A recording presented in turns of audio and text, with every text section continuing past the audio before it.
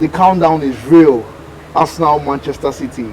Who has it to take it to the final day and win the title?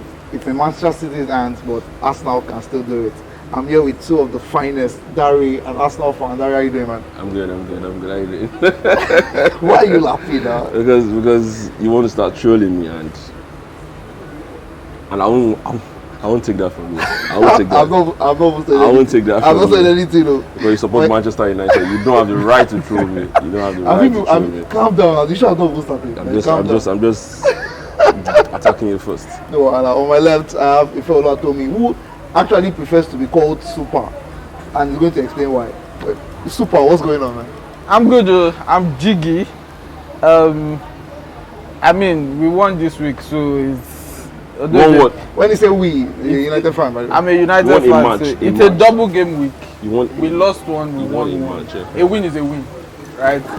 But we're all looking towards Sunday, and I know what outcome will make me a happy man. All right. Before we even get into that, tell us a little bit about why Super? Why the name Super? Sorry. What brought about it? So Super. What are you so super in? The story is funny, right? It has nothing to do with ability. So it's a name from secondary school. Okay. Right. I attended 2 secondary schools, and it was a name from my first secondary school. So when I changed school, I thought it died, and then I went to uni. Came out, joined the working class, and then I started meeting my classmates from the first secondary school, and then the name just came up again, and I mean, you took it from like that. Took it from there. So all my socials, Super. Interesting. Well, what's been super this season is the race in the Premier League. Everything has been settled almost in the Italian Serie A, in La Liga, Bundesliga, every other place. But what we are not sure of is who is going to win. But Super, I'm sure you are sure of something because we're discussing before. Is there any chance that Arsenal actually gets to win the title? There's no chance. Wow. I do not pray that they win it. And I also do not see how they are going to win it. Again, I've heard a lot, sentiments. People say Arsenal deserve to win the league. But if you look at the most basic metrics, which is the points gathered, Man City is in front. So I would say Man City deserves to win the league, right? But is that the only metric? Arsenal have scored the most goals. I They've think considered the least goals. You've not scored the most goals. They've you've not scored the most goals. No. City has scored the most goals. Okay, but let's talk defense about has been the best. Defense the best, top 6. If the table was the top 6, yes, yeah, City will be topping that. Arsenal will be topping that. But the table is not top 6. Fine, right? I'm just, you're saying the only maybe you should have said the only metric that matters at this point. But in terms of other things, I said it was the basic metrics, right? The table is arranged based on how many points you can gather. It's not about the aesthetics of how your team plays, and that's why you see people like Jose Mourinho have won the league packing the bus, right? So it's about strategy, it's about what you want to do to get what you want, right? We saw Arsenal play against Man City, and they also adopted a gameplay that was not pretty. They sat back because they knew they wanted to win against this team. So I don't think it's a defense that they've played beautiful football all season. Beautiful football will not necessarily win you the league. You win the league purely based on points, right? And that's like the most basic. So if something happens and then they are leveled on points on Sunday, then we can now go to other metrics like goal difference, right? But based on the basics, right, City is in pole position to take the lead. Interesting. That's actually what I was talking about, goal difference. You guys have the most goal difference. Yeah, exactly. So plus one is still something. Yeah. It's still something. That is an Arsenal fan, a seasoned Arsenal fan, a very big Arsenal fan actually. Yeah. And I want you to be truthful about your season so far. He said there's no chance. Do you believe there's a chance in this title race? There's a very slim chance. Anything can happen. But there's a very slim chance. If you look at the history of the person we are fighting against, the person of Pep Guardiola, when he sees the title, he doesn't want to lose it. Look at the clubs he has been, and look at the history with City itself. It's almost impossible. When immediately we lost to Aston Villa, and it wasn't in our hands anymore, I knew it was going to take a big tax for City to drop points. And look at what they've done. This year, they've only lost, they've not lost any game. They've only dropped points by drawing a game this year throughout the league. And Arsenal also has been very good. We've been very good. We've only lost one game this year in the league. But look at who we are fighting against. Look at who we are contesting against. A team Pep Guardiola has molded to his own style of football. I'll give an example. This is their left back, Gvardiol. He hasn't played anything throughout the season. And when Pep needed him the most, he stood up to be counted. That is the masterclass of Pep Guardiola. So who we are fighting against is the principalities and power. It's going to be a very, very, very difficult task. And I dare say we have a chance. It's if it happens, definitely that will make my existence because I'll be so happy. But if it doesn't happen, as an Arsenal fan, like I told you now, I'm not open for anything from West Ham. I was so sure they were going to beat Tottenham. I didn't watch the game. I was so sure they were going to beat Tottenham. I'm 100% sure they were going to beat Fulham, and they're definitely going to be West Ham. So. He brought up something that has been going on for weeks, because there's people talking about the league and saying this is not the best Pep. This is not the best Pep has given us in a bit. But yet, despite it seems like Arteta is playing to his full complement, it's still not enough. So it's going to lead to the major question of today, which is, if City will win the league again, is it, when we look back at the season, is it going to be a case of other managers or other teams like Liverpool and Arsenal messing up because of the period Pep actually went games without winning? So is it a case of those other teams messing up, or the fact that Guardiola is too good? Okay, I would just give you an analogy. I'll give you an example. We all remember Usain Bolt when it was the top, winning Olympic gold medals and the likes. You can't say people that contested with him knew they were contesting with greatness. Well, you can't mention. I will ask you, is Olympic gold medals, who came second? You can't remember. So it's not, even if you are contesting against Pep, for you to attain greatness, you need to be able to beat him. We haven't been able to beat him in the league, and this is where I fault Arteta, because we are in this season. We went out for 4 trophies, no 5, 4 in the league, 1 Champions League, and even if it can't beat Pep in the league, Pep didn't tell you not to get to the final of the Carling Cup. Manchester United is in the final. Manchester United is in the final of the FA Cup. So a better team. Well, a better team. That's very wrong. So what I'm trying to say is that yes, Pep is great. Yes, he has come to bully all of us in EPL, but Arteta and other managers won't achieve their greatness if they can't beat him. So he's great, but we need to beat him. So what's your answer to the question? Did the managers mess up? This is the Arteta and Klopp mess up? Yes. In the chase too? Yes, they did. I'll give an example. Arteta started with what? Playing Partey at left back, at right back, benching Gabriel. Then he started with experiment of playing Havertz through the middle, and look at our run in December. So you can't blame Pep for that. This is not one of Pep's best thing, and he's still beating you to it. You can't blame Pep. You can't say I'll blame Arteta 100%, because he had the chance. In December, we lost 2 games in December. I can remember we lost to Fulham, and we dropped points to Tottenham, where Jorginho lost the ball in the midfield. So you can't. I'll put that on Arteta. Those are the key moments that made you feel Arteta messed it up. Super. Let me come to you now, because we've seen Liverpool go a whole season losing just one game. They won when they go ahead to Man City. They beat Man City, they draw Man City both games, or it's 1-1. But Pep still seems to put his head, that bald shiny head, he still finds a way to put it ahead of these guys.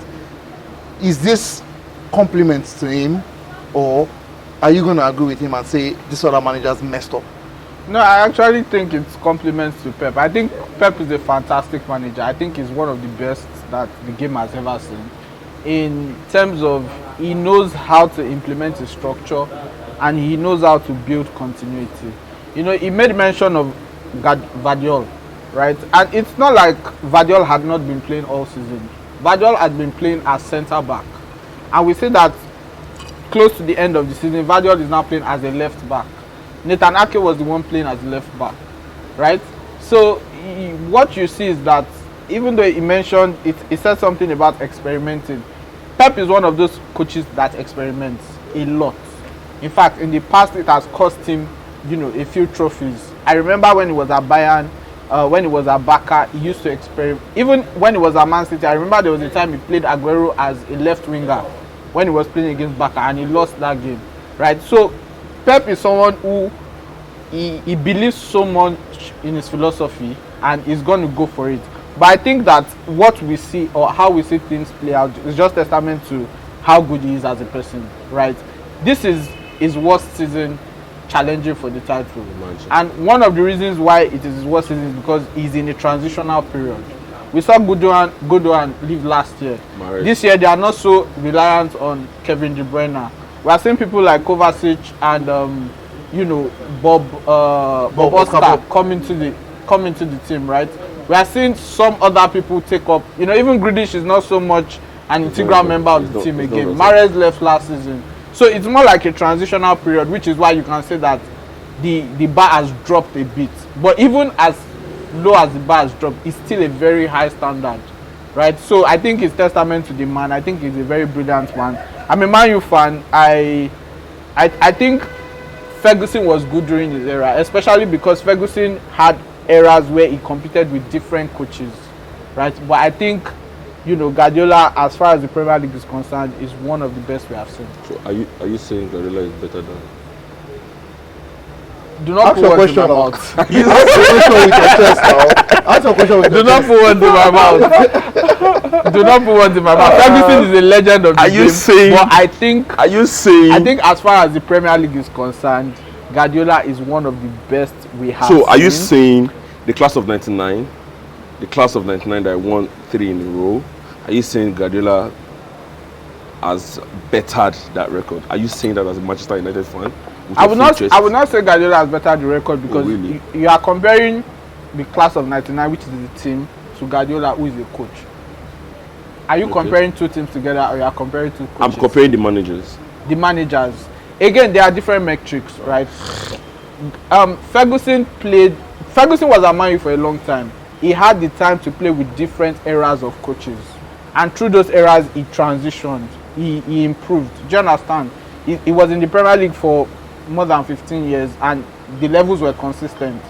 There are not so many coaches that can boast of being in a team and maintaining continuity. Why is he not in this conversation? Right? Nah, he's not. But again, Guardiola has also come into the league. He has not won as much EPL title as either of the two managers. I just wanted to say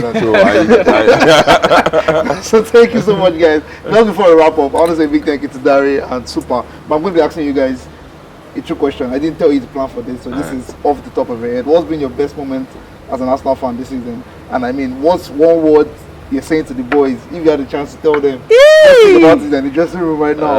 They're about to go against Everton. Okay, my best moment as an Arsenal fan is playing City home and away and not conceding a goal and not losing. And if I'm going to say anything to them, please, boys, at least beat Everton. So, even if anything happens against City and West Ham, we can at least, rejoice or say we had a good season. All right, Super.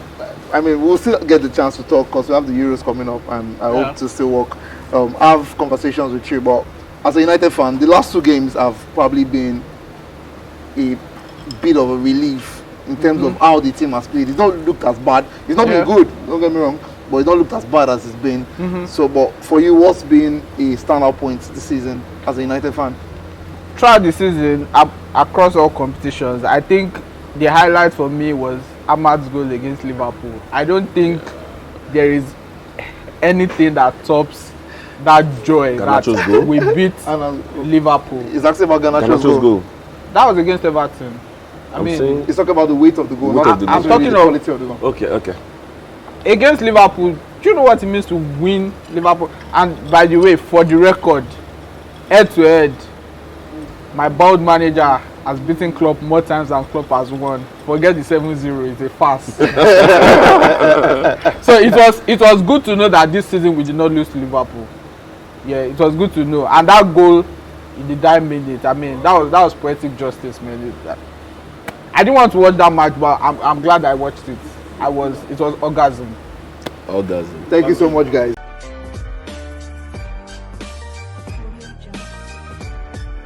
And welcome back. It's still the Sports Lounge, and I'm feeling like Mario Gomez right now. Do you know why? Because it seems like Robin and Ribery just stepped into the building and they're flanking me right now. So I'm expecting a lot of goals coming in. If I don't to TV, welcome back. Man. What's good, guys? I'm good, Grace. That was a pleasure to be here. How are you, Tim? Okay, man, feeling like Ribery for real. He's looking fresh, man. What's going on, guy? You've become a fashion icon recently. I mean, I've resumed physically, so I mean, I have to keep have it to up show there, it. yeah, so, yeah. Fair enough. Talking about resuming physically, it's a case of who is going to be more physical to win the league on Sunday. And I've spoken with Daria and Super earlier today, and is there any of you, first of all, that believes Arsenal can win? Silence. So here's the thing: we've seen stranger things happen in football. So Okay. yeah. Okay. What are the chances that West Ham can beat City? Whew. So it's going to be very tough because I can't remember the last time they actually beat City. Do you understand? I mean, they've had these draws sometimes, but just thinking about the games themselves, like I didn't see West Ham having any chance. Do you understand? But I mean, this is something else. City, they have more to lose this time, so it might be different. It might be a different ball game entirely. Like if I said, I mean, stranger things have happened. So the chances, honestly, maybe like 30%. I will give you like 30% West Ham win. All right, I asked the question earlier. So you're talking about stranger things that happen. So is this strange that Arteta seems to be at his total best, but it still seems like it's not enough for Pep because they have the most goal difference, they have the best clean sheets record in the league. They've won most games across. So like, I know they did mess up at the period, but City also messed up. But how come it still seems like Pep always still finds a way?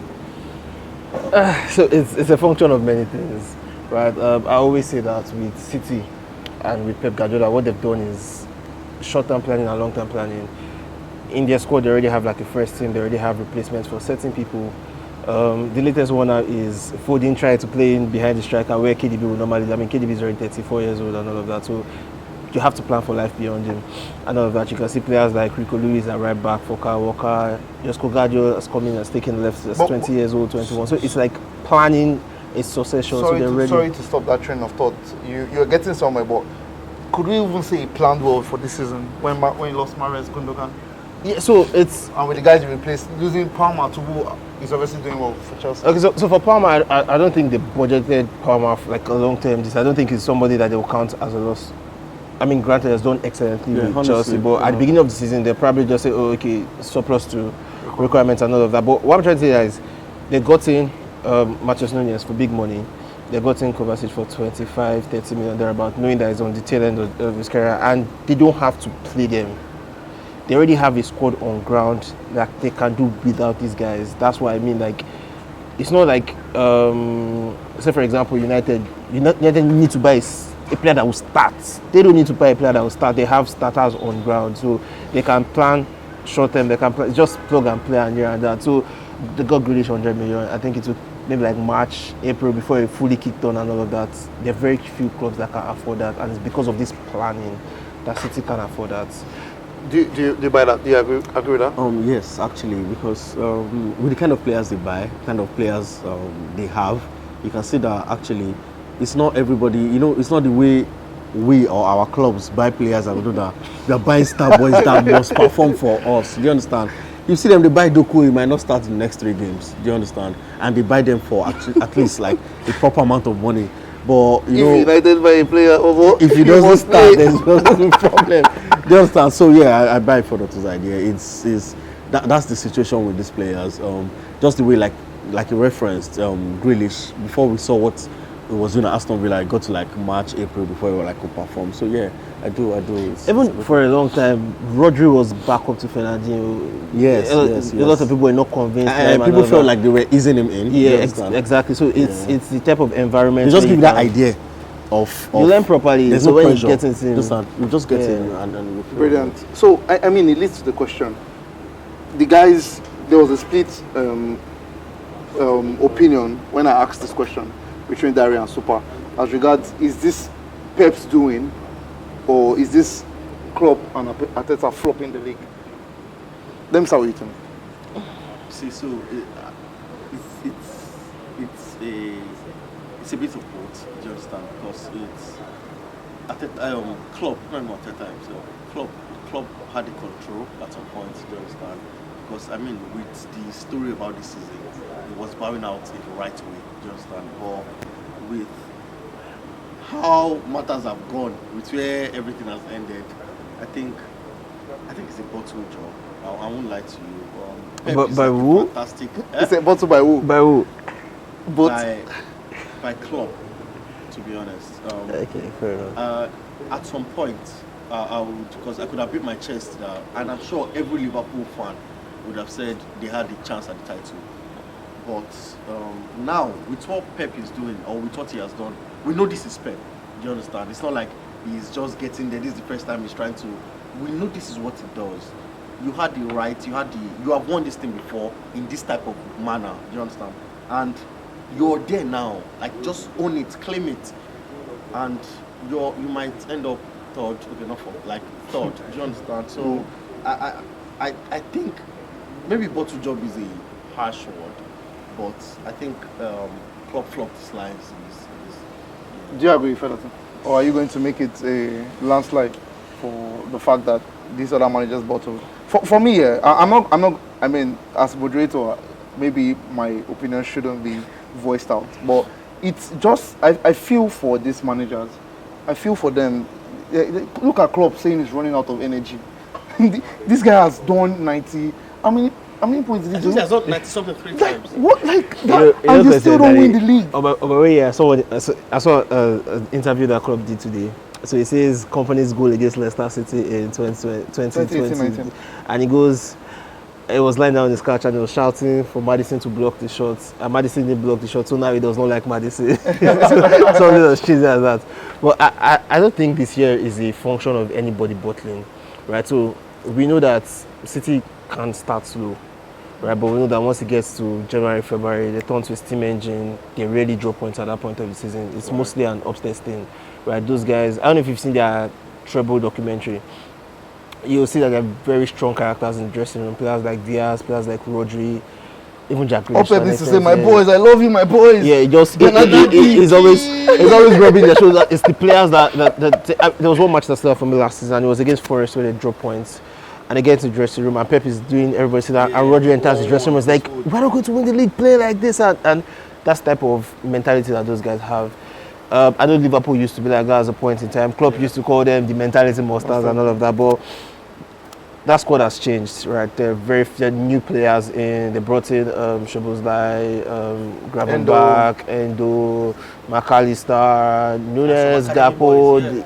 So it's a different squad to that Liverpool squad and all of that. So it's more like a bedding in season, right? I mean, obviously, Klopp is even going to like it's the end of a cycle for them. For Arsenal, it's more of Arsenal. I think they've done better in terms of points, wins, and all of that compared to last season. I've been impressed with Arsenal. No, exactly. They're still growing, but the thing about league is you have to. the most important thing in the league campaign is consistency, right? You cannot afford a three. I mean, the reason why Liverpool were in front for that long period was when City lost Rodri. 3 games, they lost all 3 games or something like that. You cannot afford those type of slip-ups. I mean, luckily for City, now Arsenal and Liverpool have dropped points so they can catch up. But it's mostly about the consistency. City have not lost a game, okay, minus the shootout against Madrid since, I think, till November. Right, they're on a 34-game unbeaten run or something like that in all competitions, and they've drawn maybe 3 or 4. The 3, off the top of my head, 3 I can remember are Arsenal, Liverpool, and Chelsea. They've won every other game. So that gives you like type of opponents. So it's more of, yes, they've dropped points. That's Arsenal and Liverpool rather. But City have been outstanding. And they don't even, I think this Spurs game was the game that they've given the opponents the most hope. Yeah. Right? Because it took 50-something minutes. Normally 20-25 minutes they're in front and they don't turn back. Right? So it's what you don't finish. Sharp. Right? So it's more of, City have set a standard that is difficult to live with. People are doing their best, and under normal circumstances, their best should be enough. But because of what the City team is about, there's a problem for other people. Yeah. Thank you so much for that, Featherton. Thank you, Timmy. Before we wrap up, because we'll soon be wrapping up, let's quickly look at your own team now. And I'm going to ask you a question that you might not like to answer. I know you were crying the last time we spoke about Chelsea, but things are looking on the up. You could finish in the Europa League, could. So my question to you is, was the loss of Enzo important in finding this form that Chelsea currently is in? So personally, right, I've not been his biggest Impact fan, right, in the sense that I felt like Timmy, you're saying too much words, man. I'm a politician. Okay, let me just say it right. I feel like Caicedo has been better without Enzo, and Caicedo being better has won us so many games. Do you understand? And because of the ripple effect, I believe without Enzo currently, we're a better team.